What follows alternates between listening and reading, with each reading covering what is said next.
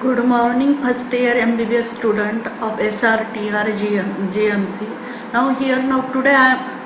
Today I am going to taking the lecture of the online this lecture series from our department. The topic of that lecture CNS system, it is the cerebellum. Now cerebellum, it is the vast topic, so it is not possible to cover that topic under one lecture, so that I have divided this topic under two parts.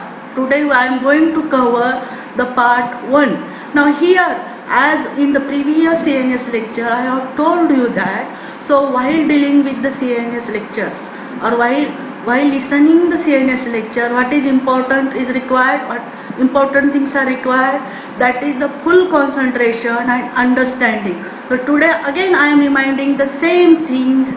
While seeing the lectures, all of you see with full concentration and try to understand the topic. Now here, before starting the proper cerebellum topic, that you must know the something basis behind this motor system organization. Now here, this motor system motor activity are divided under two types: voluntary motor activity and involuntary motor activity. So here we are, while dealing these activities, which activity we are dealing in this motor system, that is voluntary motor activity. Now here, for this voluntary motor activity, which is the boss? Boss is the cerebral cortex, as like other control. Now here, this boss is the cerebral cortex, mainly the motor part of the cerebral cortex, and here for this there are two assistants while controlling this voluntary motor activity. What are the two assistants? Cerebellum and the basal ganglia. So cerebellum acts as assistant for the controlling the voluntary motor activity. Now here, what is the plan, or how this voluntary motor activity is controlled? Now here, already in the previous lecture, I have uttered two words: upper motor neuron and lower motor neuron. Now lower motor neuron are directly in contact with the muscles for the movement. Now here, this motor activity depends ultimately on the pattern and rate of discharge of spinal motor neuron and motor nuclei of the cranial nerves, because these are directly innervating the muscles to carry out the movements. Now again, these are working under the influence of the multiple inputs from various centers. And what are that centers? Spinal center, medullary center, midbrain center, and cortical level. Now here, this is a diagrammatic representation, that is, these are so this is the cranial nerve nuclei that are directly innervating the motor neuron, and these are the spinal motor neuron that are directly innervating the muscle. Now here, these are again of two types: alpha motor neuron and the gamma motor neuron. Now here, this organization and pattern is explained. The aim of this organization and pattern is that bring about the voluntary movement. It will adjust the body postures to provide a stable background for a movement. And third, to coordinate the action of various muscles to make the movement smooth and precise. Means here, only doing the or controlling the voluntary activity is not essential. So while carrying out the voluntary activity, what is required? So when you are doing the movement of the hand, or when you are talking and when you are reading, no doubt, only these are the simple activity we are seeing. But what is requirement for that? So to talk or even to read, what is required? You must have to balance whole of our back muscles, head muscle. That means here to adjustment of the body posture to provide a stable background for movement.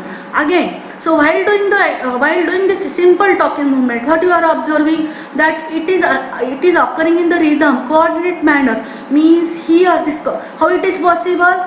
That is the alternate contraction and relaxation of agonist and antagonist is achieved. That is nothing but to coordinate the action of various muscles to make the movement smooth and precise. So the inputs causes the bring about the voluntary movement. It will adjust the body posture to provide a stable background for movement. It will coordinate the action of various muscles to make the movement smooth and precise. Now here this is same things that already I have told it explained with the help of this flow chart. Now here this is the idea. First, for voluntary movement, one plan is prepared. Now, which is the center for the preparation of plan? That are in the cerebral cortex. In cerebral cortex, association areas are the mastermind for preparing the plan. Now here, after preparing the plan, now here again for its one copy, it will send to the basal ganglia as well as lateral part of the cerebellum. And here, after getting the signals to and fro from the lateral cerebellum and basal ganglia, that activity is confirmed, and that activity, according to that, signals are arranged and given in prepared in which part of the motor cortex? Premotor and motor cortex. To which motor neuron to be activated, which motor neuron to be inactivated, that signals are prepared in the premotor and motor cortex. Now after the preparation, so what pattern is prepared? Its copy is again sent to the which component of the cerebellum? Intermediate part of the cerebellum. And here is education of this activity to this peripheral part, that is to cause the proper movement, is given by signals are given by the various tract that are called as the descending tract, that is corticospinal tract, that is pyramidal tract, and mainly from pyramidal tract, and here corticospinal tract and rubrospinal tract, and here postural adjustment that is required to carrying the movement, it is achieved by the extrapyramidal tract. Now here if you see this intermediate part of cerebellum, now here this cerebellum, intermediate cerebellum part is getting the copy of the what type of command is prepared by the premotor and motor cortex. Also if you see here, this intermediate cerebellum will also getting the signal from the peripheral part, means what is the actual movement is going on, what is the position, what is the direction. And now here this intermediate cerebellum will compare these signals and this signal. According to that, again it will send the signal back to the premotor cortex, and as per that this education of movement it takes place. Now here in this way, this plan and education of movement take place. That is, plan is prepared by the cortical association areas with the help of two assistants, that are basal ganglia and lateral cerebellum. Then that plan is executed via premotor and motor cortex, and it is carried via descending tracts, and intermediate cerebellum act as the comparator. Now we shift to our main topic of cerebellum. Now this topic we are going to cover under the following headings: functional anatomy, anatomical divisions of cerebellum, functional divisions of cerebellum, cerebellar cortex and neural circuits, connections of cerebellum, functions of cerebellum, and applied aspect. So in part 1 today I am going to cover functional anatomy, anatomical divisions of cerebellum, functional divisions of cerebellum, cerebellar cortex and neural circuit. Now we shift to the what is the functional anatomy of the cerebellum. Now cerebellum is called as the second largest structure. In Latin word it means little brain. Now here it is located in the posterior fossa dorsal to the brainstem. Now here it is connected to the brainstem by three peduncles, with the midbrain by the superior cerebellar peduncle. So it is also called as brachium conjunctivum. With the pons, it is connected by middle cerebellar peduncle. It is also called as brachium pontis. And with the medulla, it is connected by inferior cerebellar peduncle. Now it is called it is also called as the restiform body.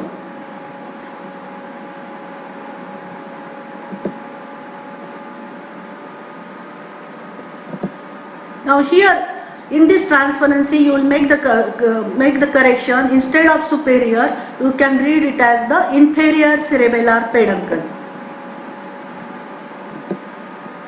Now here it is the location of the cerebellum. Now this is located in the posterior cranial fossa. It is located dorsally, and it is connected with these three peduncles, that are the superior cerebellar peduncle, middle cerebellar peduncle, and inferior cerebellar peduncle. Superior cerebellar peduncle, middle cerebellar peduncle, and inferior cerebellar peduncle. Now physiologically, as mentioned in the Guyton, this cerebellum, no doubt it will act as the assistance for the control of the voluntary motor activity. But here in the Guyton it is mentioned that cerebellum is also called as physiology silent area. What is the meaning of that? Means when you stimulate the cerebellum directly, it does not cause a direct movement or any action of peripheral part as like in the cortical neurons. So but when there occurs the cerebellar lesion, mainly most of the activities, voluntary motor activities are disturbed. So that means, and even in this cerebellar lesions, it does not cause direct paralysis, but this voluntary motor activity get disturbed. And which type of mainly voluntary motor activity? Cerebellum mainly has the voluntary motor activity that are occurring sequentially and rapidly. That is, what are the examples of that? That are talking, reading, typing, running, walking. If you see, all these are activities sequentially, one by one, fastly occur, and cerebellum is mainly helpful to carry out that activity fastly, smoothly, one by one, with precise direction and with proper planning and with proper direction. So cerebellum has got mainly which type of motor activity? That are rapidly changing motor activity. Now anatomically, cerebellum has got two components: central vermis part, this, and the side by two large hemisphere. They are called as the cerebellar hemisphere. So vermis, this part, if you see, it will looks like a snake bent on itself, so it is called as the vermis. Now this part is again divided by posterior lateral fissure into two components. One is flocculonodular lobe, and these are the two corpus cerebelli. And these two corpus cerebelli are again divided by the primary fissure into anterior lobe and the posterior lobe. This portion, it is the anterior lobe, this is the portion of the posterior lobe, and this is the portion of the flocculonodular lobe. Now here these are the various anatomical lobes of the cerebellum. Now already you have seen, by posterior lateral fissure it is divided into two parts. So what is that first lobe? That is the flocculonodular lobe, and by primary fissure it is divided into two lobes. What are that? Anterior lobe and posterior lobe. So anterior lobe, what are its components? Lingula, lobulus centralis, and culamen. And posterior lobe consists of declive, folium, tuber, lobulus simplex, lobulus ensiformis, lobulus paramedians, piramis, uvula, and nodulus. Now this is in the writing that already I have explained. It is divided into two components, vermis and to cerebellar hemisphere, by posterior lateral fissure into flocculonodular lobe and corpus cerebellum, and by primary fissure into the anterior lobe and posterior lobe. Now this flocculonodular lobe is floccule and nodule, and anterior lobe consists of lingula, lobulus centralis, and culamis. Posterior lobe, lobulus simplex, declive, tuber, piramis, uvula, paraflocculus, ensiform, paramedian lobes. Now these are vermis. By Roman word, it is again divided into the 10 divisions. Now here this is the phylogenetical divisions. Phylogenetical means as per the development of cerebellum. So this it is joined to three components: archicerebellum, paliocerebellum, and the neocerebellum. Archicerebellum, it is the oldest part or first part to be developed. So this part, functional, physiologically, it is related with the vestibular cerebellum, and in anatomical which division? That is the flocculonodular lobe. Then after that, which part of the cerebellum is developed? That is the paliocerebellum. Next part that is developed, term used, it is the paliocerebellum. That is, it consists of which anatomical division? Mainly the components of the anterior lobe.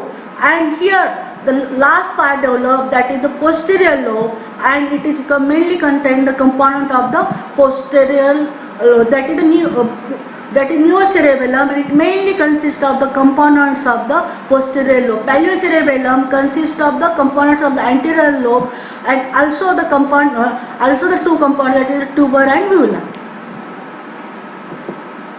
Now functional divisions of the cerebellum.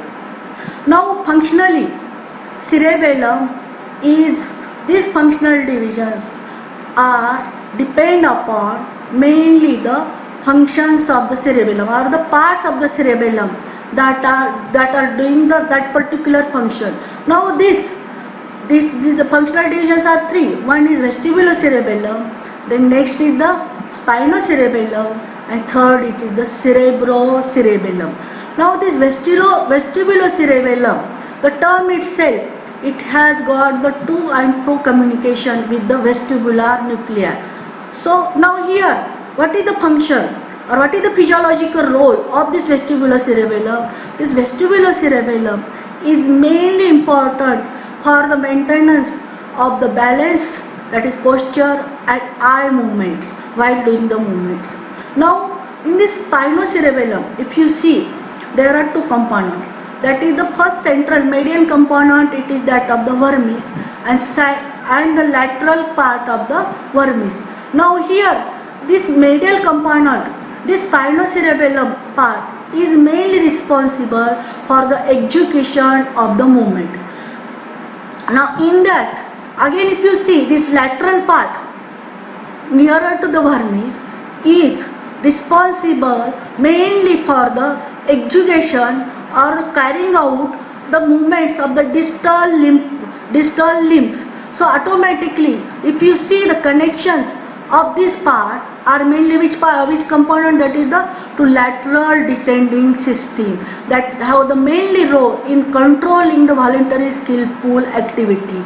And now here the central vermis part, which have a mainly connection with the reticular brainstem nuclei reticular system, and this part is mainly connected with the medial descending tract.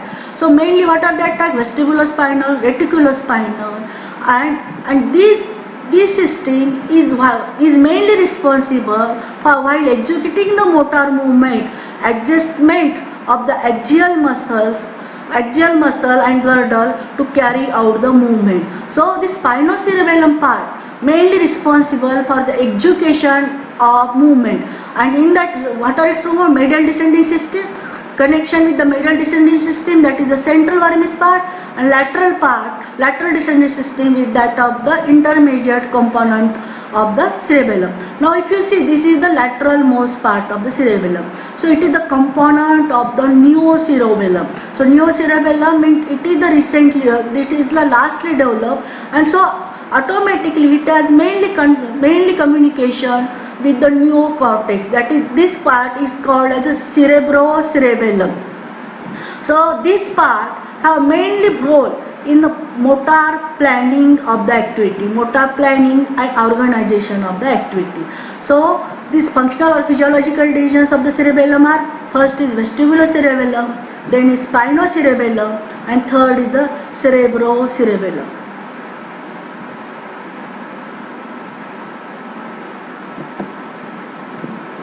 Now again, in that particular, here in the cerebellum, the communications via all these are through the nuclei, cerebellar nuclei. Now here these nuclei are of four types. Again I will repeat, I will take in the consequently. So these are the nuclei, the nucleus fastigi, nucleus dentans, and nucleus interpositus. But what is the peculiarity of this vestibulocerebellar connection? It is directly connecting with the vestibular nuclei.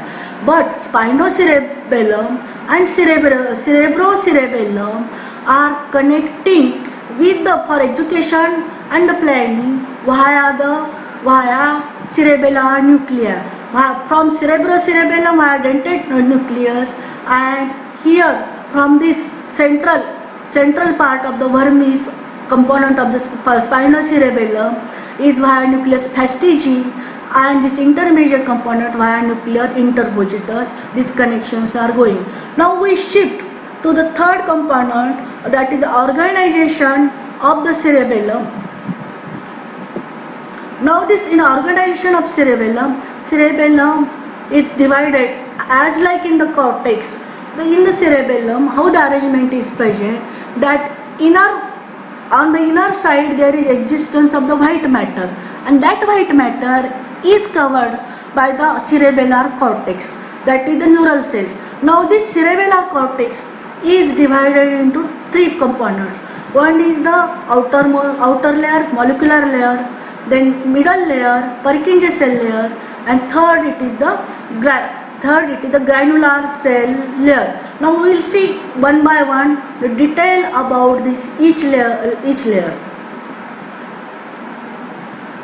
And buried within this cerebellar cortex there is existence of the cerebellar nuclei. So the component of the cerebellar cortex, molecular layer, Purkinje cell, granule cells, then inner portion, that is white fibers, and buried deeply within there are four types of cerebellar nuclei: dentate nuclei, nucleus globus, and imbuliform. Together it is also called as nucleus interpositus, and fourth nucleus, that is the nucleus fastigial. Now here this is the diagrammatic presentation of all the three layers of the cerebellar cortex. Now here this arrangement we will discuss why this arrangement is in such a way that, so only remember, this is the molecular layer, this is the Purkinje cell layer, then this is the buried deeply within the cortex, these are the cerebellar nuclei. Now here the molecular layer, Purkinje cell layer, granule cell layers, and buried within that these are the deep nuclei, and these are now the afferent. Now what are the components of the molecular layer? So molecular layer mainly consists of nerve endings as well as neurons or nerve cells. So nerve endings present in the molecular layer are mainly the dendrites of Purkinje cells. Now if you see this Purkinje cell, here if you see, this is the Purkinje cell, this is the axon of Purkinje cell, and if you see, this is the Purkinje cell will form the massive network of dendrites in the molecular cell for getting and providing the large surface area for the synaptic connection, and that is necessary to carry out the cerebellar function. Then next component, it is the axons of the granule cells.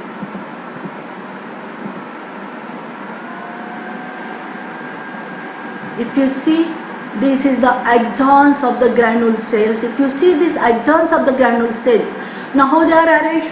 They are arranged parallel. Now what is the peculiarity of these axons? They run for 1 to 2 millimeter. After that, they form a shape of T and run across that, and forming the structure, that is forming the parallel lines that are called as the parallel fibers of the molecular layer. Then third component, climbing fibers forming synapses with the Purkinje cell dendrites. So what are that climbing fibers?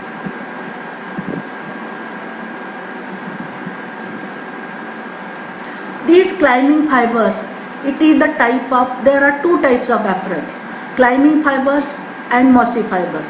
So these climbing fibers are mainly the afferent that are bringing the sensation mainly from the inferior olivary nucleus. So the afferent that are coming from inferior olivary nucleus, they are called as the climbing fibers. Now climbing fibers and afferents coming from other inputs from the brainstem, spinal cord and cortex, this afferent term given it is the mossy fiber. And here these climbing fibers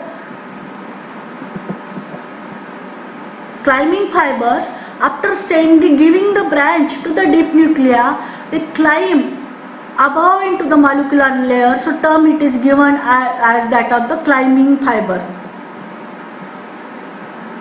Now the nerve cells that are present in the molecular layer are the stellate cell and basket cells.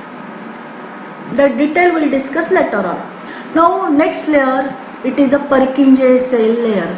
Now these are the one of the largest type of neuron, and their axons are the only cerebellar cortex output to the deep cerebellar nucleus, and they have very extensive dendritic network that extend vertically into the outer molecular layer and provide the huge exodendritic surface layer that already we have discussed. Now here their axons, if you see this Purkinje cell, these are the axons are the only output from the cerebellar cortex, giving the signal mainly to the deep nuclei of the cerebellum.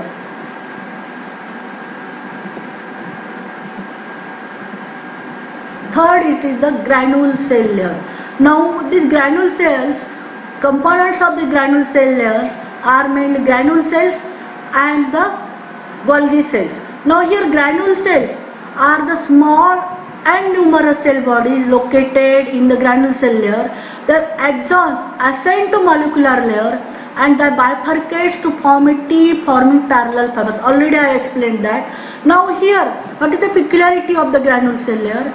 They make excitatory synapses with via the parallel fibers with dendrites of Purkinje cell, Golgi cells, basket cell and stellate cell. That is very important.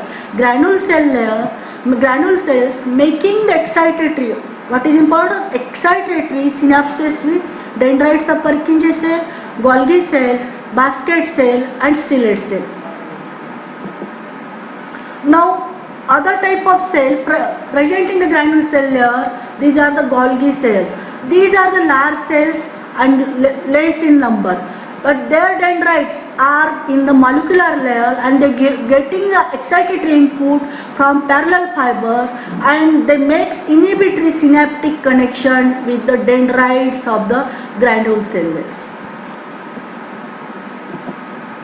Now afferent fiber. What are the two types of afferent? First, already I explained it. First, it is the climbing fiber and second is mossy fibers. So climbing fiber are the afferent from the inferior olivary nucleus, and what is their peculiarity? They make one-to-one connection with Purkinje cell. They also excite the Golgi cell.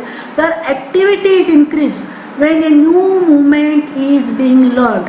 Then next type of fiber afferent, it is the mossy fibers. They are mainly bringing the impulses from spinal cord, brainstem,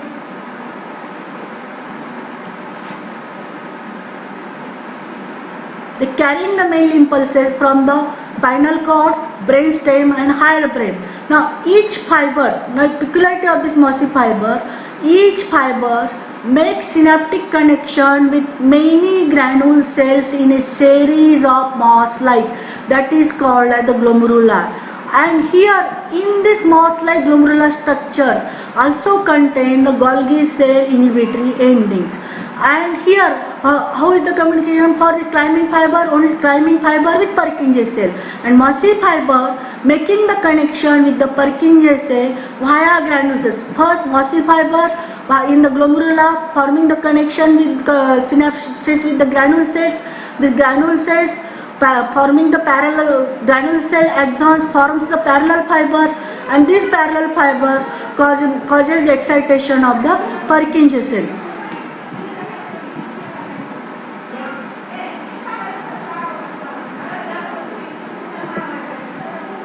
Now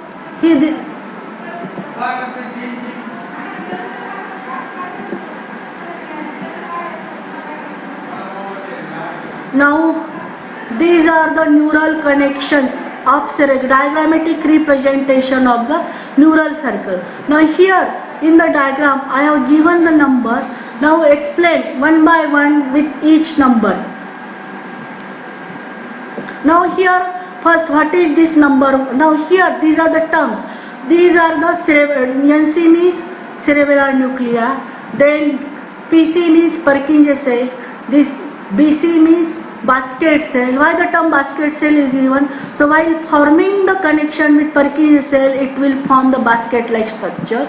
Then GR means granule cells, GC means Golgi cells, and already you have seen the peculiarity of all these types of the cell. Now here first we'll see here I have given the number 1, 2, 3, 4, 5, 6, 7, 8. So one by one I will explain what is number 1. So number 1, it is the appearance giving the excitatory input to cerebellar nuclei.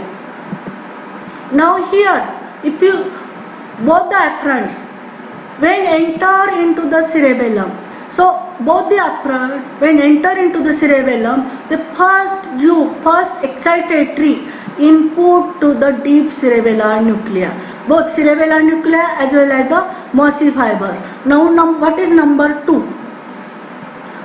Number 2, it is the climbing fibers making excitatory synapses with the Purkinje cells. Now here, after giving excitatory input to deep cerebellar nuclei, climbing fibers ascend upward and making here already I have told you, Purkinje cell have got the huge dendritic network in the molecular layer. Now here it will form this the exodendritic synaptic connection that are the excitatory. So climbing fibers, after giving the first excitation to the deep cerebellar nuclei, that will give the excitatory signal to the Purkinje cell. Now what is number 3?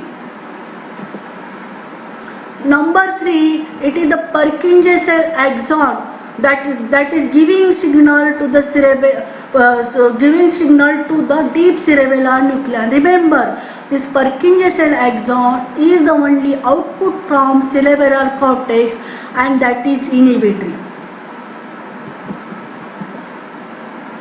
If you see here, this Purkinje, this is the only one output from the cerebellar cortex, and that output is inhibitory to the deep cerebellar nuclei. So initially appearance entering into the cerebellum causes the excitation, and here that is controlled by the which stimulation by the Purkinje cell stimulation. This Purkinje cell stimulation causes the inhibition of the deep cerebellar nuclei. Then number 4.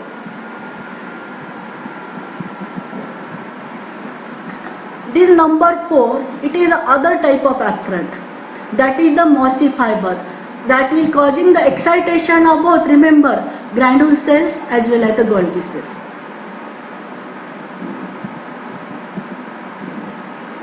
These are the mossy fibers that is causing the excitation of granule cells and Golgi cells. Now here this is one important one example of the auto control. Now here this mossy fiber causes the excitation of granule cell. Granule cell, it is the excitatory cerebellar neuron. Now here this granule cell via parallel fiber causes the excitation of Golgi cells, basket cells as well as the Purkinje cells. Now this granule cell via parallel fiber causes the excitation of the Golgi cells, and that Golgi cell now causes the inhibition of the granule cell. So it is the example of the auto inhibition. So your mossy fiber stimulate both granule cell and Golgi cell. So granule cell causes the excitation of Golgi cell, and that Golgi cell itself causes the inhibition of the granule cell. This is one example, that is the example of auto inhibition. Now here then what is meant by this 5?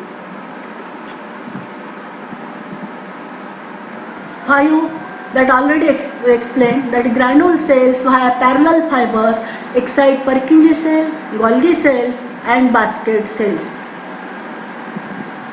Now number 6, that also already I have explained, that Golgi cell causing the inhibition of the granule cells. Now what is number 7? Now this basket cell, now this granule cell causes excitation of Purkinje cells. That Purkinje cell giving the inhibitory signal to the deep cerebellar nuclei. So this is the first excitation of, that is the excitation of Purkinje cell. Now simultaneously granule cell via parallel fibers causes the excitation of the basket cell, and now this basket cell causes the inhibition of the Purkinje cells. Means automatically it will control the activity of Purkinje cell. How this magic, if you see, this granule cell causes the excitation of Purkinje cell as well as basket cell, and this basket cell again causes the inhibition of the Purkinje cell. So it is one example of the feed forward inhibition. And number 8 point, output from deep cerebellar nuclei is excitatory. Now if you see here initially these are the excitatory signals, and here that signal is again influenced by the inhibitory signal from the Purkinje cell.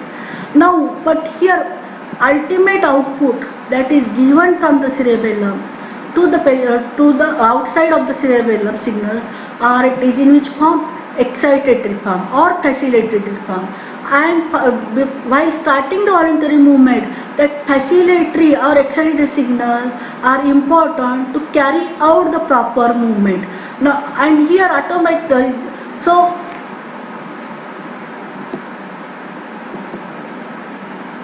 now already I have told cerebellum has got role mainly in the rapidly changing the movement, and this changing the movement, what is occurring? There occur the alternate contraction and relaxation of agonist and antagonist muscle.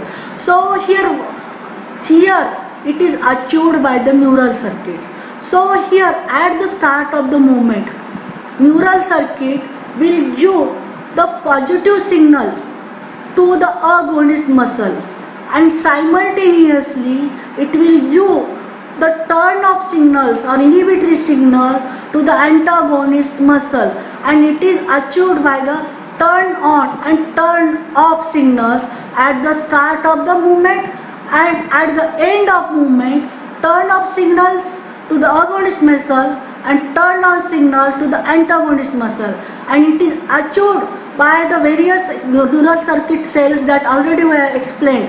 That is the magic network, that is Purkinje cell, then Golgi, the granule cells and Golgi cell. So this provide rapid turn off signals for the agonist muscle and simultaneous reciprocal turn off signals for antagonist muscle to cause the muscle at the onset of the movement.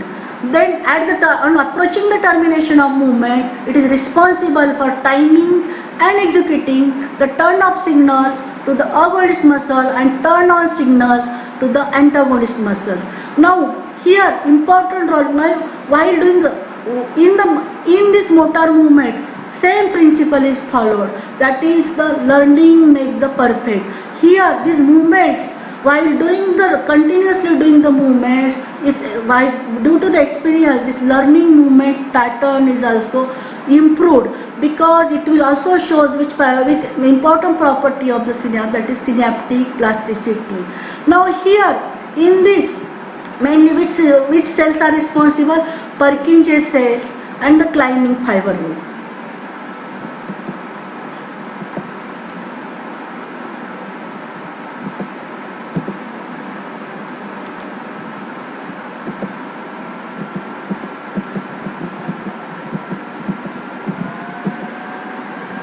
Now here if you see, this Purkinje cell peculiarity is that it is getting the signal from climbing fiber. So while doing the new movement or starting the new movement, this circuit is very important. Now this climbing fiber, when stimulate the Purkinje cell, it will cause the complex type of the spike, and that is important to correct the error and to initiate and to do the new movement. So this for the learning which circuit is important, this climbing fiber and Purkinje cell circuit is important for predicting action, for starting the new action and to correct the error.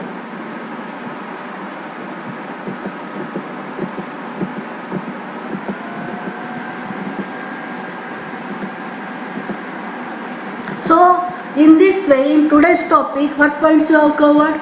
First, where the cerebellum, functional anatomy of cerebellum, then what are the anatomical lobes of the cerebellum, what are the functional divisions of the cerebellum, then what are the various neural circuits that are helpful to carry out the cerebellar functions, that the connections function that will deal in the next lecture, and for that understanding that connections and function, the how this neural circuit is work is very important. So then now in the next lecture we'll continue with this cerebellum topic, with that is the connections, functions and applied. Now here from my side homework for you, that go with understanding with this today's lecture, read the topic before attending the next lecture. That is the thank you.